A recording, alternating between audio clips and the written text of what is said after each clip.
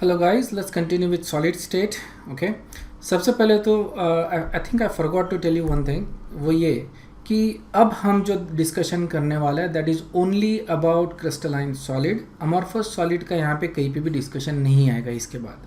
Okay, so we are focusing our attention to crystalline solid. Crystalline solid में देखो, arrangement of particles are regular arrangement, definite arrangement होती है और यही arrangement हमको सीखना है. किस तरह का अरेंजमेंट हो सकता है, टाइप्स ऑफ अरेंजमेंट, और इसके वजह से उनकी प्रॉपर्टीज़ में किस तरह से फ़र्क आता है. ओके, सो यहाँ पे हम लोग स्टार्ट कर रहे हैं crystal structure. That is actually the start of the discussion of solid state crystalline solids का.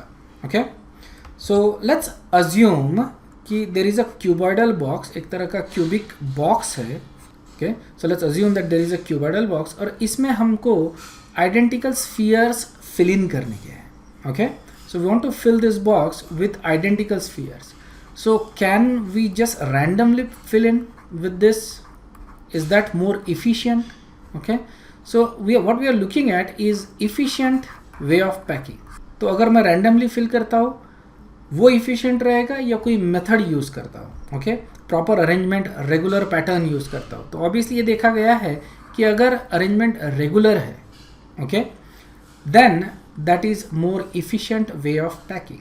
और सबसे कॉमन जो दो मेथड्स आती है जिसमें रेगुलर अरेंजमेंट अपने को मिलती है उसमें ये दो है. देखो, इसमें स्फीयर के ऊपर स्फीयर स्टैक किए हुए हैं, सो इसको बोलते हैं अपन स्क्वायर पैकिंग. और दूसरा होता है hexagonal packing. Okay, hexagonal packing जिसमें पहली लेयर स्लाइड किया, पहली लेयर ऐड किया, उसके बीच उसके बाद में जो सेकंड लेयर ऐड कर रहे हैं वो फर्स्ट लेयर के गैप में ऐड कर रहे हैं. ओके, और तुमको क्लियरली ये देखिएगा, अगर मैं ये दो मेथड को कंपेयर करता हूँ तो मुझे ऐसा दिखेगा कि this is more efficient way of packing. This is how actually this solid state chemistry started. पुराने ज़माने में they use to carry the little hand grenades, okay, ships में. So somebody wanted to find out what is the most efficient way of packing this hand grenade. Okay, various different combinations try किए गए, उसमें से कुछ combinations देखा गया कि इसमें बहुत ज़्यादा पैकिंग होती है. मतलब गिवन स्पेस में हम ज़्यादा से ज़्यादा हैंड ग्रेनेड्स कैसे रख सकते हैं, तो इसकी स्टडी की गई थी. और ये ऑब्वियसली करने वाले मैथमेटिशियंस ही थे और उन्होंने ये स्टडी की थी और उनको पता चला एक स्पेसिफिक अगर पैटर्न हम फॉलो करते हैं so we can pack more grenades in the same area. All right, this is not very efficient, this is actually very efficient. Okay, so square packing जो है that is not very efficient and hexagonal packing is little bit efficient. और इसमें भी various combinations try किए गए, देखा गया कि there are ways in which you can actually improve the efficiency. लेकिन ये 100% नहीं हो सकती if we are considering spherical things to pack, isn't it? अगर स्फेरिकल थिंग्स को कंसिडर किया गया तो it's not going to be 100%. कुछ ना कुछ जो स्पेसेस है, दीज आर वेकेंट स्पेसेस, वो तो बचेगा ही. ओके, और हमको इसका कैलकुलेशंस भी आते हैं कि कितनी वैकेंसी बचती है या कितनी पैकिंग एफिशिएंसी है, ये सारे कैलकुलेशंस हमको आगे आएंगे. So these are the two most common way of packing. इसमें से hexagonal packing is more efficient. Okay, यहाँ पे हम लोग अज्यूम ये कर रहे हैं कि जो एटम्स है दीज आर स्फेरिकल और इसी तरह के पैकिंग्स हम लोग सॉलिड स्ट्रक्चर के लिए फॉलो करेंगे.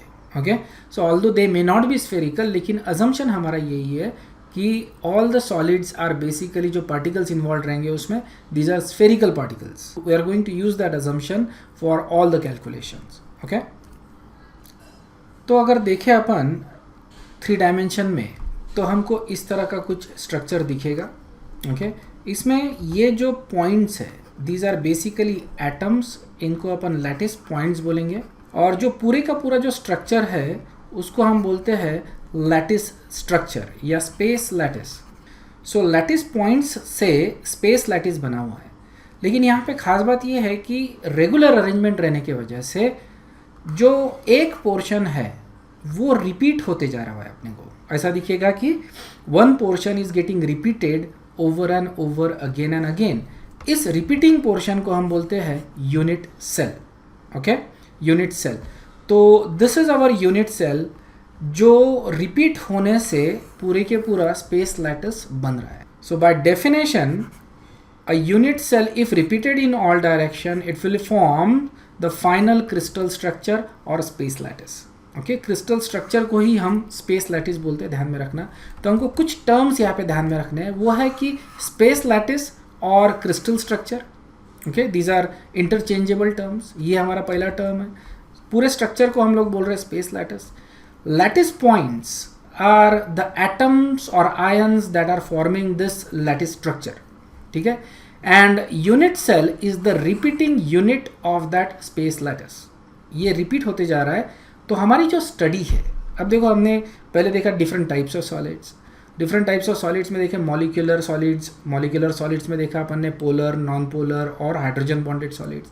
तो ये सारे देखे अपन ने। But we talked about crystalline solids, isn't it. अब क्रिस्टलाइन सॉलिड्स में रेगुलर अरेंजमेंट रहने की वजह से रिपीटिंग पैटर्न्स आएंगे, ऑलराइट। और इसी रिपीटिंग पैटर्न्स को हम क्या बोल रहे हैं? Unit cell. देखो किसी भी सॉलिड की अगर मेरे को स्टडी करनी है तो इसेंशियली मैं यूनिट सेल की स्टडी करूँगा।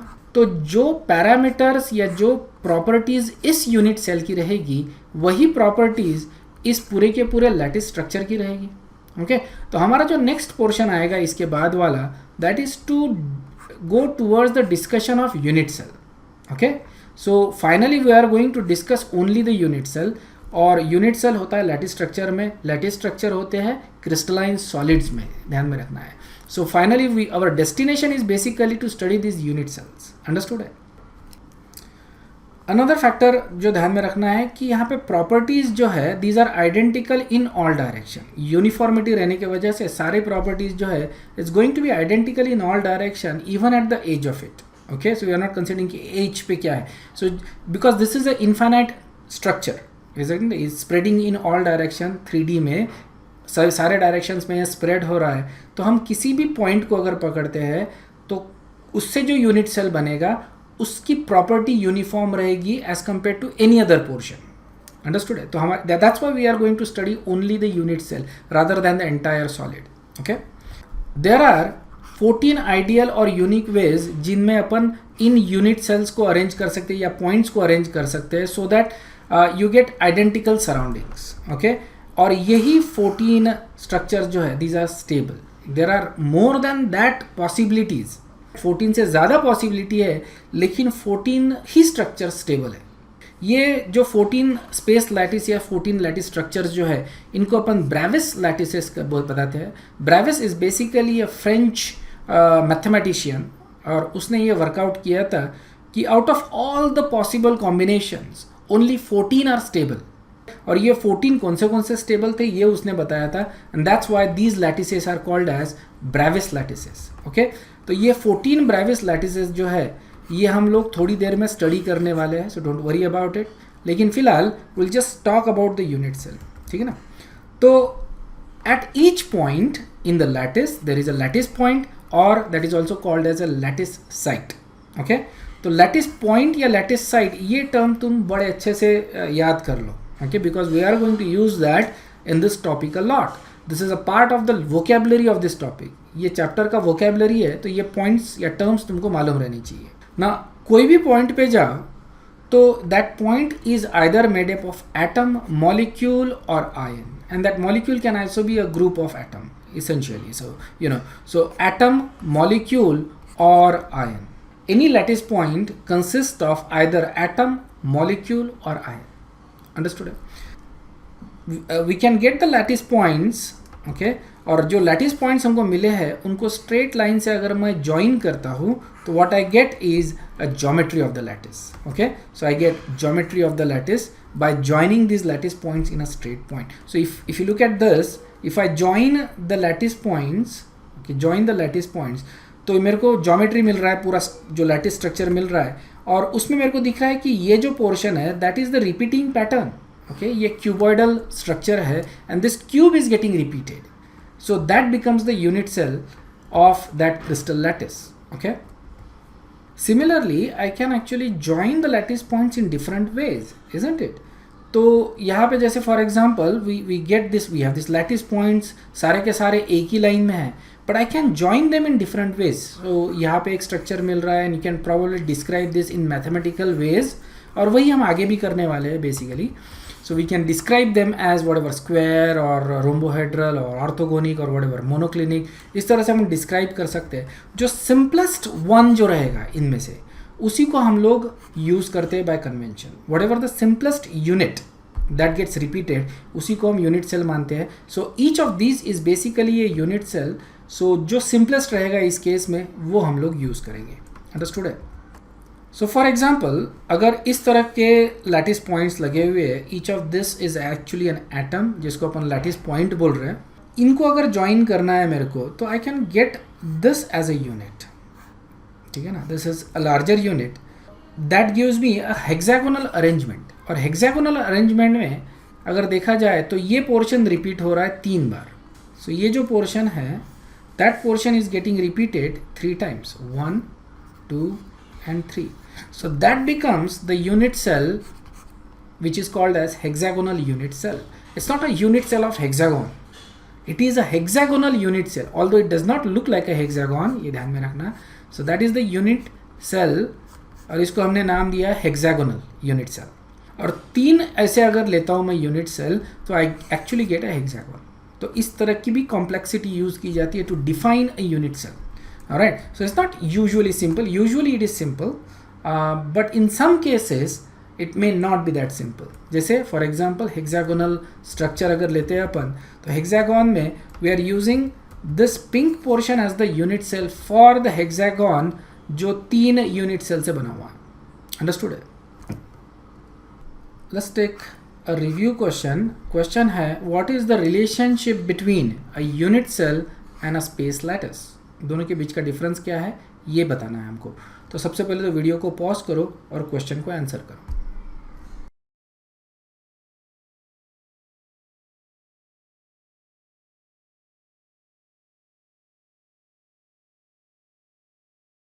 ओके, सो इसके आंसर के लिए रेडी हो जाओ. सो देखो यूनिट सेल दोनों के दोनों थियोरेटिकल कॉन्सेप्ट है. Okay, unit cell as well as space lattices these are all theoretical concept. क्यों कि थियोरेटिकल कॉन्सेप्ट्स है. इफ़ यू रिमेंबर हमारा अजम्पशन क्या था? All atoms are spherical, all particles are spherical, molecules भी स्फेरिकल मान रहे हैं हम लोग, एटम्स को भी स्फेरिकल मान रहे हैं अपन. तो that is not true, that can not be true, isn't it? तो that's why this becomes a theoretical concept because of that particular assumption. Right. When unit cell is repeated, it forms a space lattice. That is true. So both of these are actually true. And space lattice is an array of 3D space. That is also true. So the correct answer is all are correct. Understood है? So इस तरह से workout करना है. Simple सा question था but you can get lost अगर तुमको थियोरेटिकली बहुत ज़्यादा अच्छे से समझ में नहीं आया. So pay attention to what is happening और इसको टॉपअप करने की कोशिश करो by reading through the book. It's usually a good habit. Simply watching a video lecture is okay. It's not going to give you any depth. You have to read from the book. ठीक है? Understood है? So one of the thing that students do is that they think कि हमको सब कुछ पढ़ाया जा रहा है. That's what everybody thinks. That's not necessarily true.